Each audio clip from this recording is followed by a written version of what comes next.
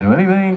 We play music. We like to do voices and do accents. That the way you can know to listen. But in the midst of entertaining ourselves off the air, Jeff also goes into the schools. He helps teach kids how to escape out of negative effects of bullyism. Is that officially a word, bullyism? Okay, thanks, Jeff, for giving me a backup. We literally share the same brain most of the time, so I'm really hoping that there's not like a twinsy thing going on as he gets ready to try a brand new type of escape. I would like for you guys to make some noise. He's been all over the country. He's making a name for himself. He's going to leave us someday. But in the meantime, if this doesn't work, I'll be looking for a new co-host on Monday. Give it up for Jeff Veley!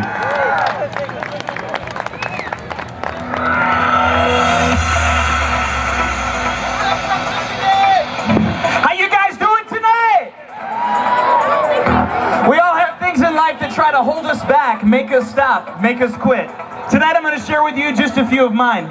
I've invited a couple audience members on stage. You guys can come up here and join me. They're going to examine all of the devices that I'm going to be locked in just a second. Gentlemen, I want you to come over here and check out these handcuffs. Make sure that they only move in one direction and that they lock in place. I want you to check out these thumb cuffs. They work the same way. Make sure once they're ratcheted and locked in place that they don't move anywhere. You can feel free to lock the padlocks. Just make sure that after you pull on them, you unlock them so it's nice and easy for my assistant.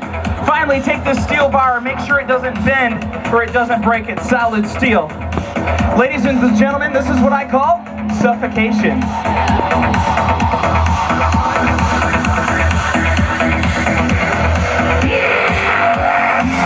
What you are about to see is a real escape stunt with real danger, performed by a trained professional. This stunt should not be attempted at any time by anyone, anywhere. To ensure that Jeff has no keys or lockpicks on his body, he will now be searched by a metal detector. Jeff will also be secured by two devices used on prisoners that have had a history of attempting escape.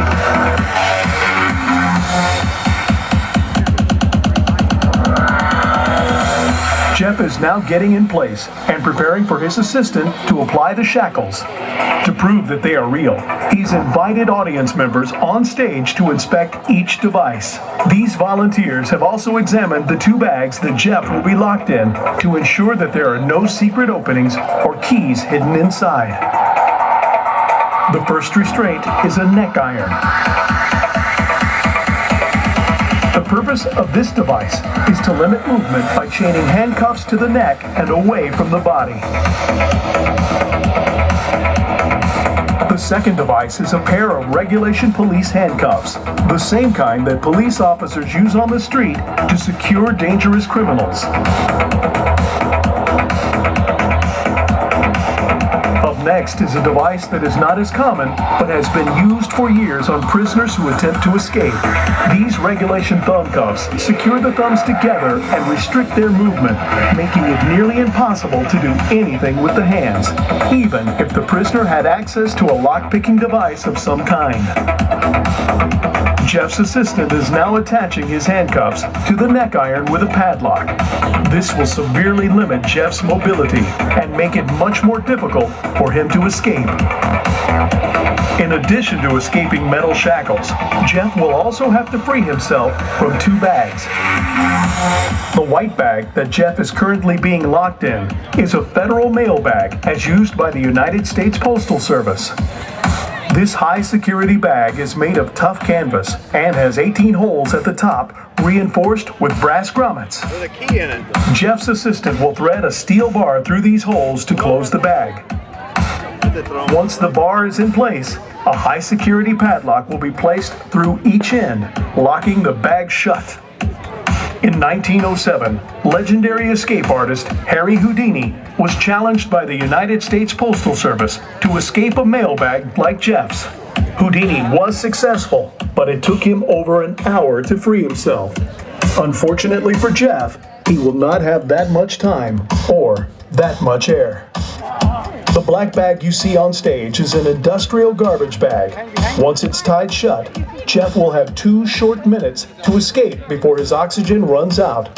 After that, he'll reach the point of suffocation. The timer is set for 2 minutes, and the countdown starts now.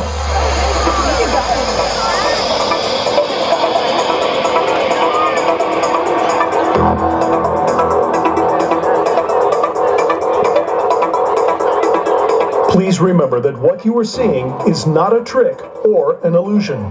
All of Jeff's restraints are real, and so is the danger. Do not try this stunt or anything similar at home. 1 minute and 30 seconds remain.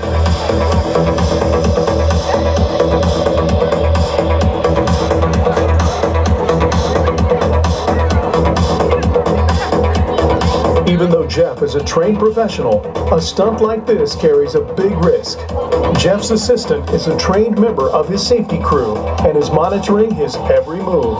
If Jeff gives the signal that he can't breathe, his assistant will only have a few seconds to pull him out. 1 minute.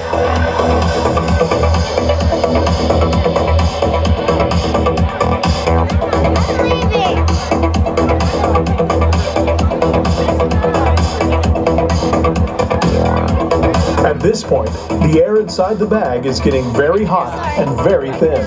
In order to avoid passing out, Jeff will have to slow down his breathing. Jeff's time is running out. 30 seconds.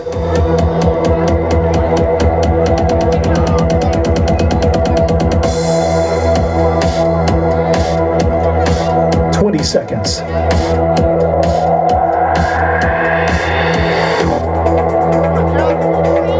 Please join me in counting down.